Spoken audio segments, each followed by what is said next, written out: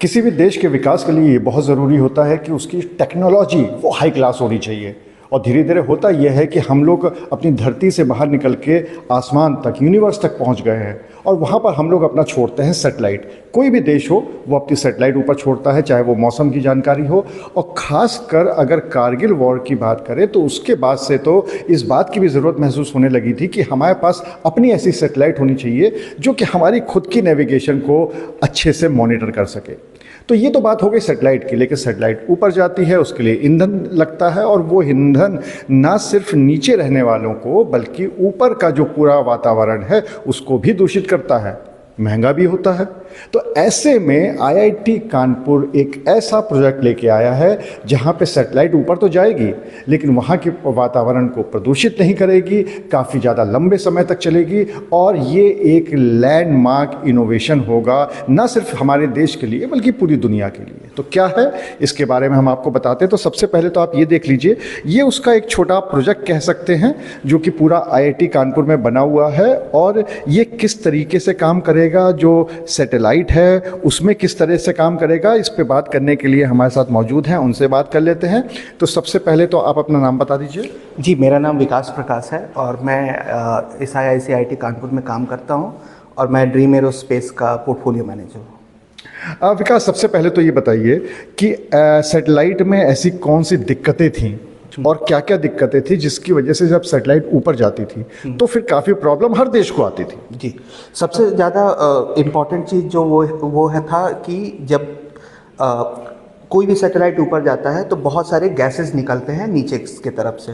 वो इतने ज़्यादा प्रदूषित गैस होते हैं जिससे कैंसर और अलग अलग बीमारियां बहुत ज़्यादा फैलती हैं, लेकिन वो कभी उसको कंसीडर नहीं किया गया।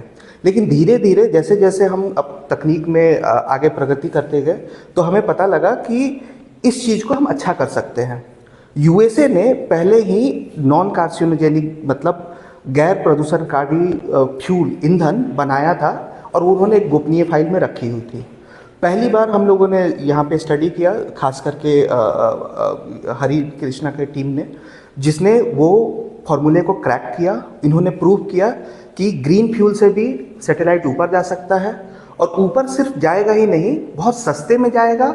और ऊपर जो सैटेलाइट ऑलरेडी ऑर्बिट में घूम रही हैं उनको एक ना सिर्फ क्योंकि 6 महीने 7 महीने 1 साल के बाद में वो सैटेलाइट किसी काम की नहीं रहती हैं, तो वो लोगों को काम करने के लिए भी फ्यूल चाहिए, वो भी वो पहुंचाएगा। साथ में ये लोग एक रोबोटिक आर्म भी बना रहे हैं जो कि रिफ्यूलिंग में भी मदद करेगा और वो सब कुछ ऑटोमेटिक होगा, सब कुछ का कंट्रोल ग्राउंड पे होगा। और जैसा कि आप जानते हैं, क्योंकि हम लोग जिस एरा में रह रहे हैं, कारगिल और पूरा वॉर जो है इंफॉर्मेशन वॉर है, तो जितनी ज़्यादा सुविधाएं और जितनी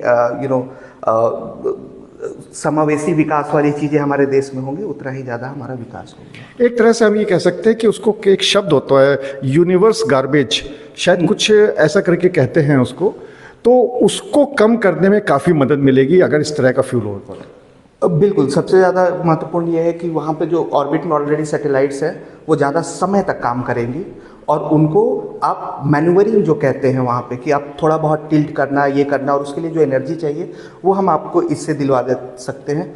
दूसरी बात, ये बहुत सस्ता है, ये बहुत महंगा नहीं है। और तीसरी बात ये है कि प्रदूषण के अलावा इसके काम करने की एफिशिएंसी भी बहुत ज़्यादा है और इसीलिए इसरो ने इन स्पेस के तहत इन्हें हमें 1 करोड़ रुपए का ग्रांट दिया है, जिसकी वजह से ये और भी हम लोग अच्छा करके और इसे मई या जून तक में इसको लॉन्च करेंगे।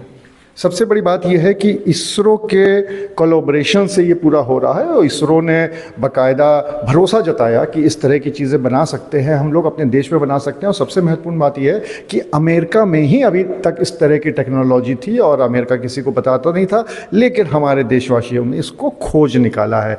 अगर हम बात करें इसके ईंधन की, तो क्या इसका कोई इको फ्रेंडली या ग्रीन ईंधन होता है, किस तरह का ईंधन इस्तेमाल होता है?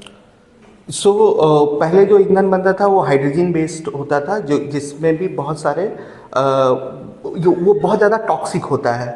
और उसी का ऑल्टरनेटिव एक ग्रीन ईंधन होता है जिसमें जो हम ऐसे कहें कि उसमें से जो प्रदूषणकारी एलिमेंट थे उसको निकाल दिया जाता है, बाकी जो उसके जो प्योर तत्व है वो ऐसे ही रहते हैं, हाइड्रोक्सिल बेस्ड होता है। तो उसी को ले करके और ये ईंधन हम लोगों ने बनाया है, जो अभी यहाँ पे आप लैब में जाइएगा तो उसको आप देख भी सकते हैं।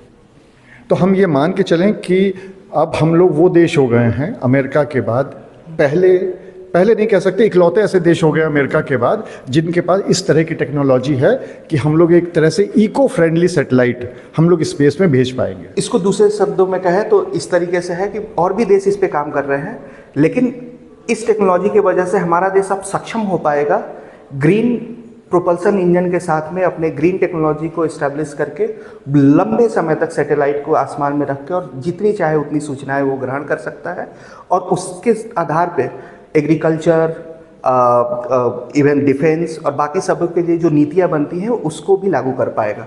जैसे एग्रीकल्चर में बहुत इंपॉर्टेंट होता है कि सैटेलाइट इमेजिंग करके हम वहाँ की उर्वरता को जांच लें, वहाँ पे कौन सी खेती हो रही है, कि उसमें क्लोरोफिल है कि नहीं है, बहुत सारे ऐसी चीज़ें हैं, न्यूट्रिशन का कितना है सॉइल का, वो सब कुछ देखा जा सकता है। और ये सब कुछ तभी होगा जब आपका सैटेलाइट ऊपर रहेगा और काम करने वाला रहेगा, और कम से कम स्पेस में गार्बेज हो।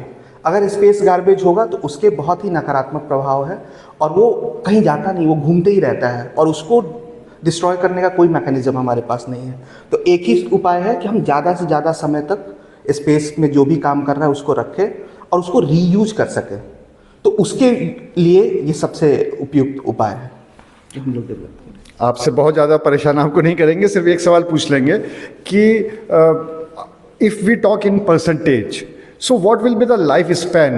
How much percentage lifespan can be increased of the satellite? So the performance which we are working on is 30% higher performance is what we are using. So for the same propellants which it has been used, we can provide a 30% of increased performance. Obviously the lifespan also can be increased.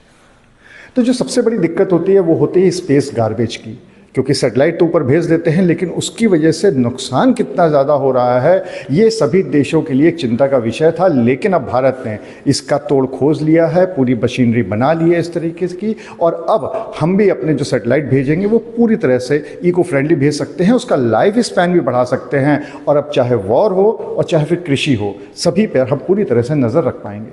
Anurag Agarwal, TV9 Kanpur. अरे श्रीमती जी कुछ तो सस्ता लो, बचत करो। नहीं श्रीमान जी, सब बढ़िया लो, रहने दीजिए। इसमें क्या खास बात है? थोड़े में ज्यादा स्वाद, यही तो है इसकी खास बात। वाओ मामा, क्या स्वाद है। अरे मेरे राजा, राजा और प्योर मसाला।